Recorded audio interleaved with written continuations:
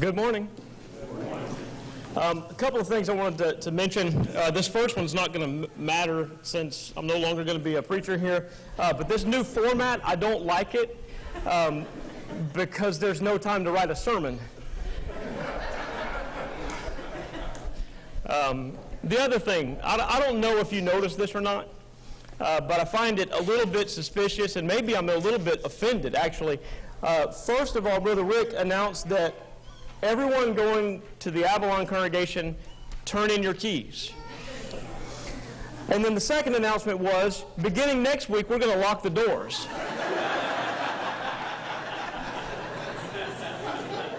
Security. Wow. He said bye. It's good to see everyone this morning. I'm thankful for the opportunity to be with you, to be able to preach one final time. I mean, maybe you'll have me back at some point, doors able to go through and all. But I want you to go ahead and turn your Bibles to 2 Corinthians chapter 13. 2 Corinthians 13. We're going to focus in on one verse there. But before we get to it, I want to say a little bit about the background, just by way of reminder so we understand a little bit of the context. Remember that Paul has worked with this congregation before in Corinth. He planted the church there. They are obviously near and dear to his heart. He has had to say some rather harsh things to them because of his love and concern for them, and especially in the midst of their divisions and other sins that prevailed at one time at Corinth. And so he wrote what we know as 1 Corinthians, and then a little while later he turns around and he writes this letter from which we are going to be studying this morning. And there were at least three reasons why he wrote this particular letter. One was to provide comfort and encouragement. And that's important for us to remember because in that first letter, or what we know of as the first letter, there were some things that he called on them to do, one of which was to withdraw from a certain person that was continuing to live in sin. And they ended up doing that, and so he writes and he tells them, you did it so well, you need to back off now because he's repented. And so he writes to encourage them, to commend them, to comfort them in regards to that and some other things. He writes in regards to this collection that is being made for needy saints in Jerusalem. And then the other reason that he writes is to defend his apostleship. And it wasn't just to defend himself. We need to keep that in mind. We learn a lot about the Apostle Paul in this letter, some things that we wouldn't know really about him if it were not for the circumstances that motivated or moved him to write this letter. He's defending his apostleship because there are false teachers at Corinth. They have come in, and what they're attempting to do is to undermine Paul's authority. And so he has to defend himself, not because he cares about himself per se and his reputation among brethren, but rather if they undermine him, then of necessity, because he is an apostle, one who has revealed truth to them, they will undermine the truth. So he's writing also to do that, to make sure that they are certain that what he has done among them is God's will, and the things that he has preached to them and has written to them is from God. And why does he do this? Again, because he loves them. He's concerned for them. He wants what is best for them. So with that in mind, I want you to look down, if you will, at verse 11 for just a moment, wherein Paul states, "Finally, brethren, farewell. Become complete, be of good comfort, be of one mind, live in peace, and the God of love and peace will be with you." I don't know that I could think of a better passage to preach this morning as I step aside and go to another location. And I don't want to presume to speak on behalf of those that will be going to the Avalon congregation, but I think that the things that I'm going to say regarding the text and the applications, I think that all of us would agree with this. We want to bid you farewell. Now, farewell is kind of an interesting term if we stop and think about it for just a moment. The way that we typically use it is similar to the way we say, hey, how you doing? Which means what? It means I acknowledge that you're standing in front of me. I'm not really asking how you're doing. I'm just saying I see you, right? That's what that means, right? How are you doing? We say it just as a greeting. Or I love you. And what we mean by that is I really like bacon, and I like you pretty much the same. I love you. I mean, it's just a phrase that's not used really with a lot of thought, is it? Farewell is kind of like that. Well, let me remind you again that sometimes when we're reading the Bible, we start out in letters especially, and we find this, this introduction, this greeting at the beginning of the letter, and then this, kind of the signing off at the end, and we kind of skip over those things because those are just formalities, right? Wrong. I mean, there's a sense in which it's a formality. It was the common way of writing, but remember that these are inspired words. And every word inspired from God or by God must be important. Amen. Must mean something significant. Now, I know that every single one of you who was here for my first sermon is going to remember this, but I preached from the beginning of a letter 11 years ago. Everybody remembers that, right? You remember the letter, you remember the place it was Romans chapter 1. And what I did from that text was I used some words of Paul and the way that he was greeting, the way that he was introducing that letter to the church at Rome. I introduced my ministry to you, made some promises. Hopefully I fulfilled those. I'm sure that I have fallen short, but generally speaking, hopefully I've done that. So I think it's rather appropriate that now we go to the end of a letter that Paul is closing and bid you farewell. Let me go ahead and with this word farewell in mind. There are various definitions of it, but one definition is this: to be safe in mind, in body, and in estate. To be complete in peace, in happiness, and in health. To prosper in all that is good. Finally, brethren, farewell. Doesn't that mean a little bit more now? It's the desire, Paul's desire for them, but let's take ourselves out of the letter for just a minute, and let me say that this is my desire for you. To farewell.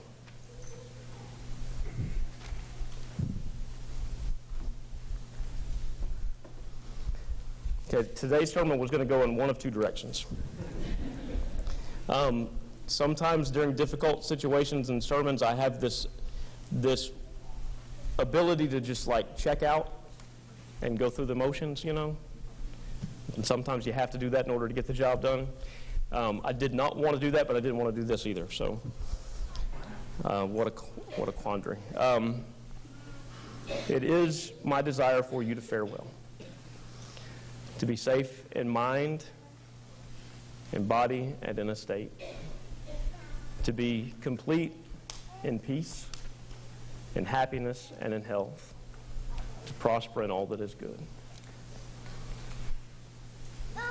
I have been preaching for 22 years. And half of my preaching life has been here. Half of it. Our children have grown up here. For all intents and purposes, this is all that they've ever known. And let me just say this, coming in, following somebody that was here for twice as long as I've been here, following Brother Myers, our coming in, I don't know that necessarily resonated with you. Our kids just kind of just grew up like all the other kids have done.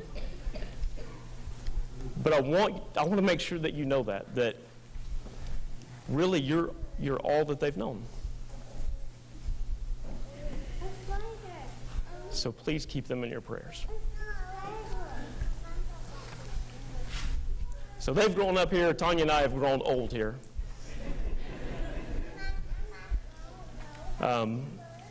We appreciate your patience with us. The fact that you have endured us.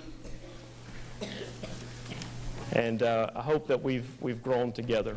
I know that we have, as far as our part in this. So finally, brethren, farewell. We'll go ahead and move along to these phrases in the passage for just a minute. And this is inspired advice from Paul, the church at Corinth, and then hopefully some just parting words from me to you this morning. How are you going to fare well? For one, he says to be complete. Be complete. I think that this is an interesting phrase in light of what is going on. And we've stated this for the past year or more. When the group departs from here today, there will be some gaps, right? There'll be some holes. The terminology here, to be complete, has to do with filling up the gaps. That's one of the terms that goes along with it. I mean, Paul is writing, and he sees some empty spaces as far as Corinth, and he's not talking about empty pews or places in the pews, but rather there are people that need to step up and do what needs to be done in order to bridge the gaps, right? I think there's some application there, isn't there? And this is one of the reasons, if you recall, this is one of the reasons why the eldership here at Margaret Street encouraged us to plant another congregation. Not only to evangelize as far as the church at Avalon is concerned, but that will also mean that the church here at Margaret Street evangelizes. Appreciate what Troy said last week. This is not about taking members from one place or another, and that's not evangelism. Evangelism is going out and reaching the lost and discipling them to Jesus. That's one way that we fill up the gaps, that we are complete. Another way is for those that maybe have kind of been sitting on the sidelines, recognizing that other people have been taking care of things and seeing that those things are no longer being taken care of by those people, that you'll step up. You'll engage. So I would pray the same thing that Paul is speaking here on in regards to the church at Corinth. Be complete. What an opportunity. If you're going to fare well, you have to be complete. Also, be of good comfort. Again, rather appropriate words, I know. I stated last Sunday evening that there are mixed emotions with this. Personally, part of me is ready to go and engage in a new work and see what the Lord has in store for the Lord's church in this community. And the other part wants to hang on and not go anywhere. We have a problem. We have challenges when it comes to change, don't we? Whatever was going on at Corinth that they needed to be comforted, Paul understood that. He understood that. Really, the idea here is to be encouraged. To be encouraged. So that's a responsibility that we have toward ourselves individually and then collectively to encourage each other, to comfort each other. So I hope that you will fare well when it comes to encouragement, that none will be lacking.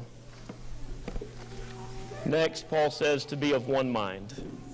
To be of one mind. And we know the problems that were taking place at Corinth before and the importance that Paul placed on unity. That need didn't die out in the first century. It continues to exist. Be of one mind. Be of one mind. What's the goal of Margaret Street? What's the vision? I think that's being laid out and planned out. It has been for decades already. I know with Troy coming in and some ideas that he has and the eldership as it now stands, and there's some ideas for the future. Be of one mind. Embrace those things and forge ahead, and to God be the glory. But we have to be of one mind. It's easy to get distracted, isn't it? Easy to get distracted. Don't let that happen. That's a tool of the devil. Don't play into his hand. Determine that God is going to be glorified, he is going to be praised, and the lost are going to be reached. Be of one mind. And then live in peace. Live in peace. I think that it's interesting that Paul wrote these words, and then within just a few years there would be a major persecution of Christians throughout the Roman Empire. Paul himself was the recipient of persecution. He, even in this letter, talks about the things that he endured because of his following Christ. And yet he was a man who, in spite of the outward circumstances that he faced and even the inward turmoil sometimes that he endured, he could still live in peace. Why? Because of his relationship with God. So please keep in mind that outward circumstances and even inward anxieties do not have to keep you from being at peace. Be at peace with one another and be at peace with God. And that's all that matters. It doesn't matter what the world may throw at you. Live in peace. Christ has made that possible. Why wouldn't we take advantage of that?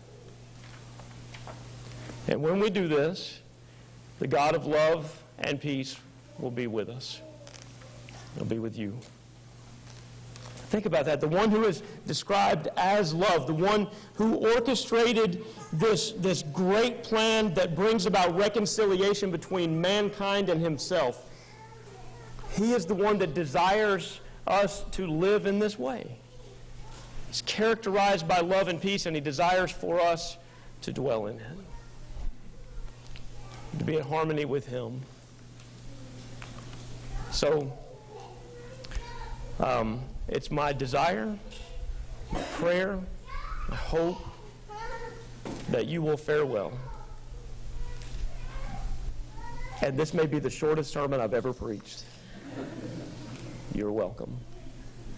Farewell. Again, thank you for everything that you've done for me and my family. Thank you for the work that you have done, you are doing, and you will do. I don't want this to be about me or even you. This needs to be about God. Let's make sure that we strive together. Even though we'll be in separate locations, let's strive together to bring him glory and honor. As we do wrap things up, in a crowd this size, no doubt there are people here who are still not living in peace and at peace with God. Your sin stands between you and him, even though he has provided the way for that which divides you from him to be removed. He wants to be reconciled to you and you to him.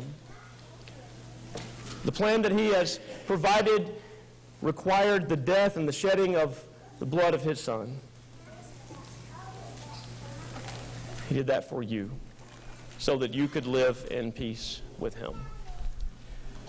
To have the blood that Jesus shed applied to your soul, to have your sins washed away, you can be baptized today for the remission of those sins. If you believe that Jesus is the Son of God, if you have repented of sin, if you're willing to confess your faith in him, he stands ready, and we'll do whatever we can to help you. If you already are a Christian and you have some other need,